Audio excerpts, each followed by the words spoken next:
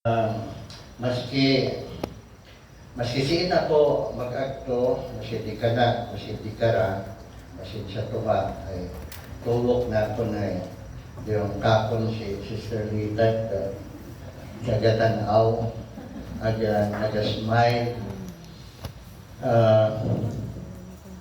Ito pa Amerika to sa May Tulay, sa old KBC building. Ay bago ako magwali ay mo man-check sa ako niya ng pang-yambong, pang-suksok.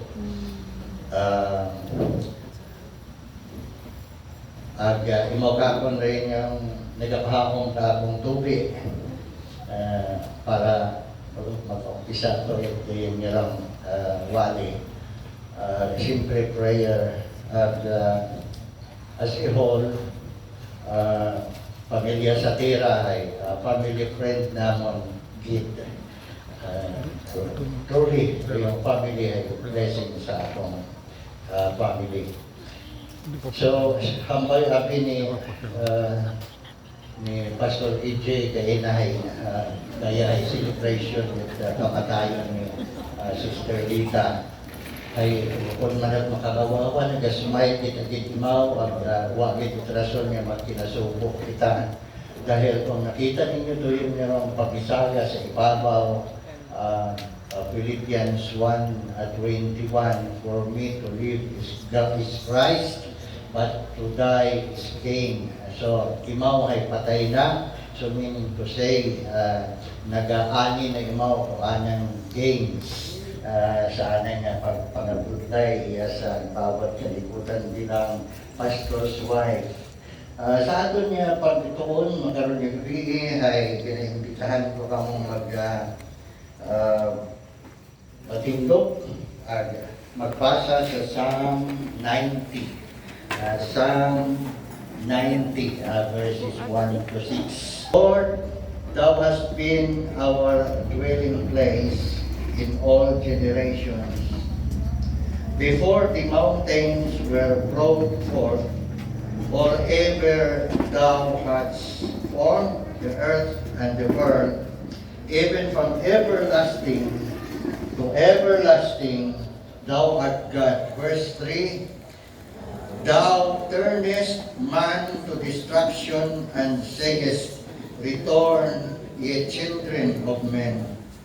For 1,000 years in thy sight are but as yesterday when it is past, and as a watch in the night.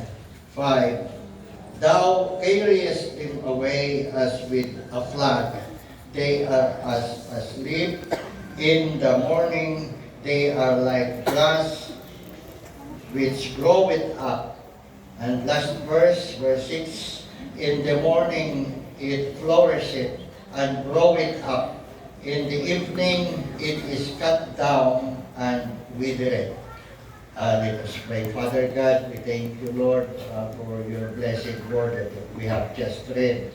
Thank you very much, Lord, sa dayang blessed opportunity given us all, Father God, to be able to hear your word. Simpre, nagahandom kami nga mga pinalangga namon sa kabuhi, most especially mga pinalangga at pamilya sa tira ay makabati at ebanghelyo at kaluwasan, makabati at comfort, mahalin sa imong sagradong pulong. So salamat nga po, gamitan imong ulipon sa daya nga kahigayunan nga maipaabot o imong mensahe. So salamat nga po, ginarebuke namon o pagkatarabaho, kaaway, katyablo sa amin ito nga. Do not allow them, Father God, in the name of Jesus, to disturb or influence negatively anybody sa daya nga suwad, daya nga simbahan, that they may be able, Father God, to concentrate sa pagpamati at sagradong pulong daya mga ampo. May pagpasalamat in Jesus' name. Amen. Thank you very much. Pulong na akong ato niya binbasa, may daywa nakapagti ako no other than Moses, na imaw na yung God of ages. And then number 2 ay makita natin sa verse 3 hasta sa 6 na nag-describe sa kung ano to yung tao ag mahayag na mayan may describe ti karon nga tao ay halin sa tapu-tapu dust ag duyon man yo balikan ita tao. Verse 1 sa Tagalog na translation, Diyos, God of ages, Panginoon naming Diyos, hambay ni Moses, ikaw ang aming tahanan, buhat pa ng simulang lumitaw ang aming angkan. Dayang Psalm chapter 90, insulat tayo ni Moses, the circumstances behind saan nga pagsugat, ikaray, ito sa wilderness, saan nga pagtinikang, mahalin ito sa Egypt, dahil sanda ito ay mga ulipon, at sanda ay release from bondage, Ginoo, at sanda ay nag-travel na paagto sa promised land, ito yung Kanaan. At insuganda na tayo para i-describe kung ano para kanda o Diyos. Gambay na ay imaw saan ka na pag pininanaw ay ro Diyos ano imaw andang tahanan. Ayon. Sa Egypt ay may andat na simpleng mga bagay na giniistahan. Sa wilderness, uwat na sandat ginanistahan na permanente dahil sandahay, sige andang tininikang. Sa mga nakasayod ay dapat ay 11 days journey ay mahimuon ananda na makaabot halin sa Egypt paadto sa promised land.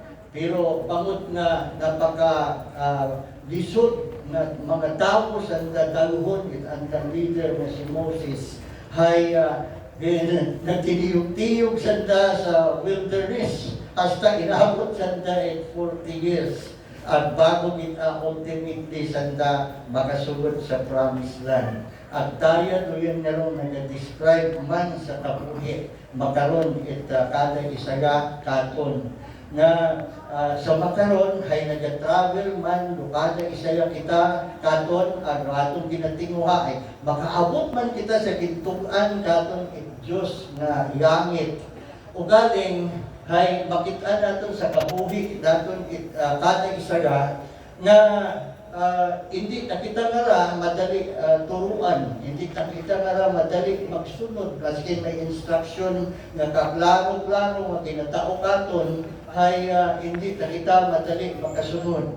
Ang daya yung dahilan haman gusto punta i-bless na kita i-Diyos. Gusto tanan nga ma-achieve naton do atong manami nga hagantumon ay daya ro nagabagabag sa aton nga pangabuhi kung hamat hindi naton ma-achieve ro kalipay nga aton nga ginaabot sa aton nga ginahandom nga time. Pero rohambay ni Moses di kara ay saan na pagtilinigang sa nang pilinanaw ro Diyos ibaw anang tahanan. Wasan kung aton niya i-compare sa aton na sitwasyon makaroon iya sa aton may aton anang electricity kapaabot na kitang iwag uwak kasanda iwag sanda ng pagpanaw at uwak kasanda kita ay nag-iipin katon iya purified water ay maskin tubig sa bubon ay magakak na ito ganda samtang kita makaroon ay bugana uwak kasanda aton niya gina-enjoy iya na humay ang suga pero sanda ito ay uwak dinugtas pa si Moses kanta pag tinuro kung ano nanda na ubrahon na para sa anda nga sustenance adlaw-adlaw pero sa katikahon kita gikanda nga mga paino-ino ay doyan nga hindi tagit sanda madali na madali na natawat instruction, pero pag umay, ano yung malisod. Una, magbaga yun sa inyong panimagay. Dapat natin yung intindihon na bugana. At kita, yain taraton niya, yain taraton sitwasyon kanta. Pero yung manami kanta ito, ay si Lord, roandang pinakatahanan. Yan, iya sa atong inbasa ka ina, Lord, Thou hast been our dwelling place in all generation. At actually, ginamuntan kasanda ni Lord sa doon nga rong anda nga pagpanaw.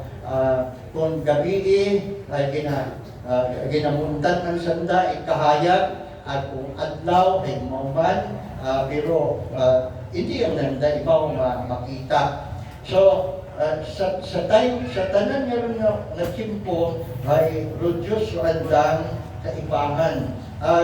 Gusto kong magugtan itanan nga maskin sa ay naging mga hard-headed ay nakaabot kitman agihapon sanda sa andang destination doon yung promised land. Kita ay pwede man gihapon natin nga maabot yung aton nga destination. Kapin sa mga may una na Kristo sa andang tagipusoon. Talagang parang itataya sa may una na kasiguruhan na kung makaroon, ay kung mamatay mo, ay makaakto mo sa linhalian ng Diyos, ay blessing daya kanda bukod at problema doon bukod at problema daya sa may una na kasiguruhan ikawasan kung pag-akto ang achieve gamit na kinahandong-handong. Pero siyempre nga ay sa aton nga ginatawag na lang pagbiyahe pa aton igyangit ay kaabo man kita ng mga ginaadyan. On the other hand, doon nga rong wa pa kasiguruhan kaluwasan makalunod kapigil. Bukod ana ikaw ay swerte makaroon nga gabi na iya ikaw kundi natuod ka na ay dinhumod Diyos na iya ikaw dahil sa ato na lang ginaupra ay mabatian nimo kung paano ikaw makaakto sa langit kung hinali na kapalihon ni Sister Rita sa tira ay madula man ng imong kabuhi. Kahapon adlaw at Domingo ay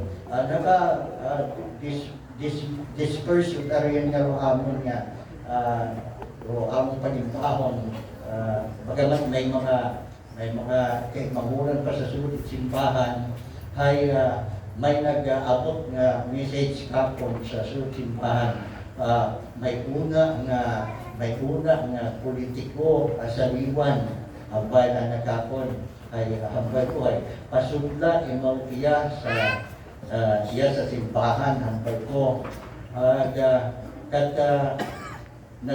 tubang yung kaming daywa hindi ko hambalon roanan nga ngayon pero kilalain mo may mataas mga posisyon sa kalimbo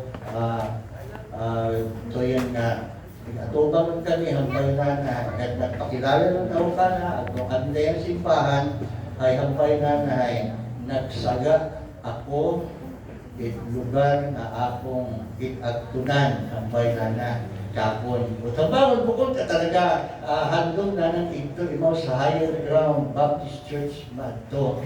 Ako rin mo ang ginhambay, uwak ka ikaw, ma'am, magsaga nga iya ikaw haadto. In fact, ay ginhumod ni Lord nga ikaw ay maadto iya. Pag magsulod kapon iya ni Kara ay pag-atubang kapon ni Pastor Yuli ay o Sister Lita sa tira na imaw manumpantay ko akon nga sukon niya hambay ni Pastor Yuli kapon ay mansa politiko o imong pansukon hambay na kung well satisfied mo kay bagay di mo imong imo nga gambungan kampay mo Pastor Yuri kung ano na nakikita karon anong ginamuro para kita mabang si Sister Rita kat ito pa kami ikato. So hambal ko ay uwa kat imo nagsaga ma'am dahil gimungot ikaw at tayo diya sa simbahan. Dahil ito sa Higher Down Baptist Church ay may una kami standard operating procedure sa mga nagasuod ng mga politiko. Pero mga politiko ay hindi namon doyon pagbuhaon at simbahan. Hasta nga imaw ay masugiran at ipangkilyo at kaiwasan. At dayon kasi natapos yun, nakalanding mo ako sa pagsugid ka na at kaiwasan ay hambal na ay ito yan naman na manami ro akong pinaka-binatandaan sa ginsugid kapon ni Pastor Gachika ay hambal na ay yung we are all sinners saved by grace. Ito yung pero yung akong kanang unang approach na mauron kami iya. At siyempre, doon pa na akong naging gamit na entrada kana we are all sinners saved by grace. At intandaan na doon at sa katapusan ay kinilala na nga imaw kay isang kapariho namon na makasakabariho naton na makasasaya at bangod karon ay hindi mo makaagto sa langit kung uwa sa grasya ng Diyos. Kinyo nga wa pa ito 100% assurance of going to heaven. Suppose na mamatay ka mo makaroon, hay pwede ka mo magkaroon at 100% assurance bago magbuwa sa simbahan. Mamati ka mo mayad sa akong inyong ika-discuss.